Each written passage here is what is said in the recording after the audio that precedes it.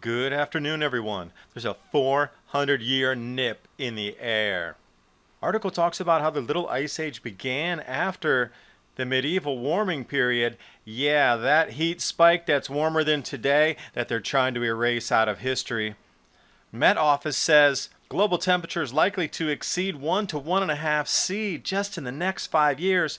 Don't know how that's possible since we've been at the pause for the last 20 plus, and even looking over the last 24 months doesn't show any indication whatsoever of warming. But they conveniently leave out that we're going into a grand solar minimum and our temperatures are going to cool. And while you're watching the video, please remember to subscribe to Adapt 2030 and click that bell so you can get the latest updates.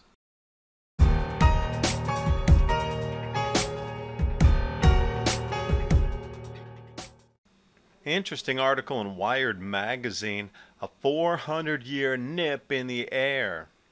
Article talking about in the year 1046 how monks had recorded the change of weather from the medieval warming period into what is now considered the mini ice age.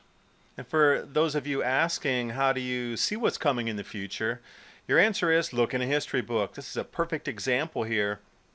Monks in the monasteries of England between 8th and 12th centuries documented weather changes really well. So go back into past historical texts. There's a lot of information there. The article further goes on talking about the Little Ice Age beginning after the warm period known as the medieval warming period, which, as you see here, is warmer than today. So everything you've been fed about this is the warmest ever, even just around 800 to 900 years ago was warmer than today. And then they're still trying to feed us that this is the warmest period ever, that we've created it through CO2. This is just not true. What you're looking at here is the GISP2 ice core temperature data reconstruction set for the last 10,000 years. And please notice the yellow bar on the right. That is the last 100 years of temperature data. And we've seen time and time again, from Australia to NOAA to the Met Office themselves, changing temperature data.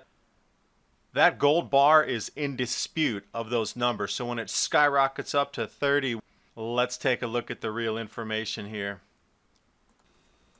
Which brings me to the Met Office. Their 5-year forecast indicates further warming. Right in the first paragraph it says it's likely to exceed 1 C and even could reach 1.5 C above pre-industrial levels. And this is all supposed to happen within the next 5 years. But what's interesting and caught my attention is right in that second sentence of the second paragraph, they're already saying it's around 1 C above pre-industrial levels over the last 3 years. Graphic here included in the article from 1960 to 2020 into the future, forecasting the temperatures. Interesting how they continue to try to feed us this warming scare moving into 2020 when all the information that has been lined up going into the future forecast shows we're cooling. And back to that sentence where it said it's been 1 C above average over the last 3 years. Let's take a look here at the last 40 years. You notice the two spikes that stick out, one in 1998, 1999. 2016-17, those are both El Nino spikes. That's a natural pattern of warming in the Pacific Ocean. And if you notice also, the temperatures have fallen off since that time, haven't recovered, and we are definitely not continuing to warm into this 1 C, what they're talking about in the Met Office release. If you look, it's only 0.26 above baseline for the January temperatures. And also another way to look at it, let's go back monthly data to take a look to see if this even matches with the Met Office. They said it's running just around 1 C above baseline. So these are the temperatures broken down by global, which is on the left side here after it says the year and the month. January 2017 is the first, and then it says 0.33 or 0.3 of a degree globally.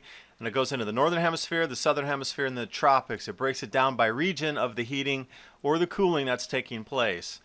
If you can find anywhere on this chart that's approximately 1 C above baseline, I would like to see it. But we are entering another grand solar minimum. So what do you think is going to happen as we drop back into a another 400-year lack of solar activity, our global temperatures are going to follow. Everywhere you look, from solar physicists to astronomical observatories, they keep telling us the same thing. Let's look out into 2050 as we go down into Maunder minimum starting the next solar cycle. IPCC and Met Office keep saying it's going to get hot, hot, hot. And how is it an entire plethora of information provided by solar physicists are saying that we're going to cool again? How can they have two sets coming out in our media telling us two opposite things? I thought it was science. Now they're saying that they don't even understand in the IPCC models how the forcing of UV reduction is going to push climate. They don't understand the cloud models, but everybody who's in those very fields is saying we are going to cool.